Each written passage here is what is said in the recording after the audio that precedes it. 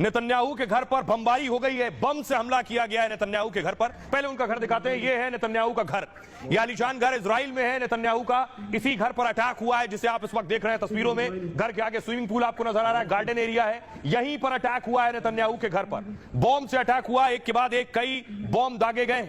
उस हमले की तस्वीर दिखाऊं मैं आपको, ये जो आपको आसमान में नजर आ रहे हैं, ये 2 रॉकेट बताए जा रहे हैं जो गिरे हैं आकर, ये इजरायली आसमान में आप देख रहे हैं। ये नेतन्याहू के घर पर हमला था, उस वक्त की तस्वीरें।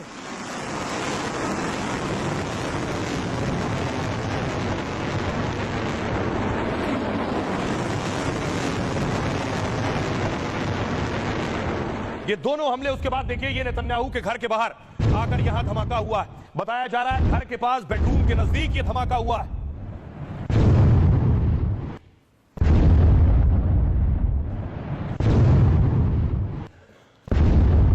नेतन्याहू इसी घर में रहते हैं और ये बेडरूम के पास गार्डन एरिया की तरफ ये धमाका हुआ है, यहीं आकर वो बम गिरा है। नेतन्याहू के परिवार की तस्वीर मैं आपको दिखाऊं। नेतन्याहू के परिवार में उनके बेटे, उनकी पत्नी और उनकी बेटी है। ये परिवार की तस्वीर है, परिवार उनका उनके साथ ही रहता है। नेतन्याहू पर ये जो अटैक हुआ है, ये पहला अटैक नहीं है। नेतन्याहू पर इससे पहले भी अटैक हो चुका है, 1 महीने में दूसरा हमला था। ये जो आप देख रहे हैं, ये ड्रोन अटैक नेतन्याहू पर किया गया था, लेकिन उस ड्रोन को कैसे हेलीकॉप्टर ने मार गिराया है। ये अटैक, ये हमला नेतन्याहू को मारने के लिए किया गया था। हिजबुल्लाह लगातार ये कोशिश कर रहा है कि नेतन्याहू का खात्मा कर दिया जाए, नेतन्याहू को मार दिया जाए। ये देखिए ड्रोन हेलीकॉप्टर से आगे निकला।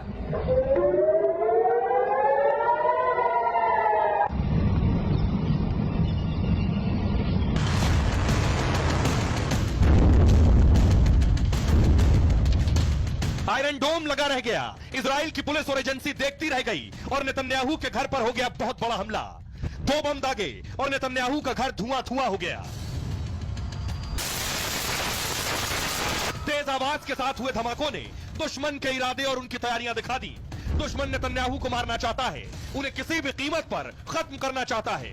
1 महीने के अंदर यह नेतन्याहू पर दूसरा जानलेवा हमला था। इस हमले से पूरा इजराइल सख्ते में है और दुनिया भी सन्न है। क्या इजराइल के पीएम नेतन्याहू की जान भी सुरक्षित नहीं है? आइए मैं आपको बताऊं नेतन्याहू पर कैसे हमला हुआ। हर वक्त बड़ी सुरक्षा घेरे में वो रहते हैं, बाकायदा आयरन डोम वहां लगे हुए, फिर भी नेतन्याहू पर यह हमला करने में हिजबुल्लाह कैसे कामयाब हो गया। कुछ इस तरह का है, नेतन्याहू का घर, आगे स्विमिंग पूल है, सुरक्षाकर्मी मौजूद होते हैं। इजरायली पीएम पर यह जानलेवा हमला हुआ है ठीक इस तरह से। उनके घर पर खतरनाक बम से अटैक हुआ। नेतन्याहू के घर के बाहर सुरक्षा का बेहद कड़ा पहरा, लेकिन अचानक नेतन्याहू के बागीचे पर 2 बम आकर गिरे। तेज रोशनी और आवाज के साथ बम फटे तो हड़कंप मच गया। इजरायली पुलिस से लेकर एजेंसी शिन बेट उनकी हरकत में आ गई। 1 महीने के अंदर दूसरी बार नेतन्याहू पर हमला हुआ है। पिछली बार हिजबुल्लाह ने ड्रोन से अटैक किया था। आयरन डोम जैसा सोचिए इजरायली सुरक्षा घेरा इन हमलों को नहीं रोक पा रहा और नेतन्याहू के घर के पास ड्रोन से धमाका हो रहा है। तो इस बार नेतन्याहू के घर के अंदर हमला किया गया। बताया जा रहा है कि नेतन्याहू के घर फ्लैश बम आकर गिरे।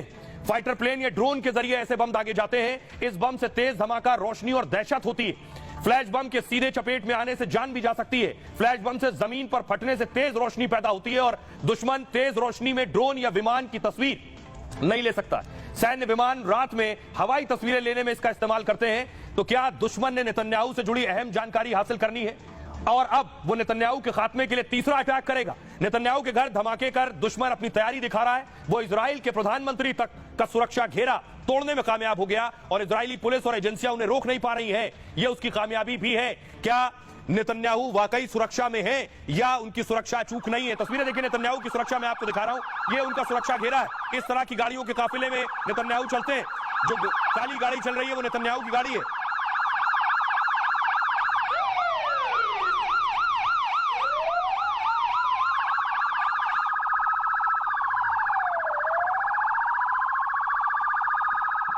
आइए अब आपको बताता हूं, नेतन्याहू का काफिला आपने देख लिया, लेकिन नेतन्याहू जब बाहर निकलते हैं गाड़ी से तो उनका सुरक्षा देखिए। उनके आने से पहले उनके सिक्योरिटी उनके आगे आगे चलते हैं। नेतन्याहू की सुरक्षा अचूक होती है, अमेरिका के राष्ट्रपति से कम नहीं। देखिए आगे सुरक्षा गार्ड चल रहे हैं। ये नेतन्याहू एंटर हुए, इस तरह का सुरक्षा घेरा उनका होता है। किसी पब्लिक प्लेटफॉर्म पर जा रहे हैं, वो लोगों के बीच जा रहे हो, सार्वजनिक जगहों पर जा रहे हो, या फिर वो घर से बाहर निकलकर किसी बैठक या मीटिंग के लिए जा रहे हो, कड़ी सुरक्षा होती है उनके इर्द गिर्द। एक और तस्वीर मैं आपको दिखाऊं, नेतन्याहू के बंकर की बहुत सी बातें होती हैं। नेतन्याहू खास बंकर में इस वक्त छिपे हुए बताया जा रहा है। जानकार ये कहते हैं कि नेतन्याहू इस वक्त एक तरफ हमास से लड़ रहे हैं, दूसरी तरफ हिजबुल्लाह से और तीसरी तरफ ईरान से।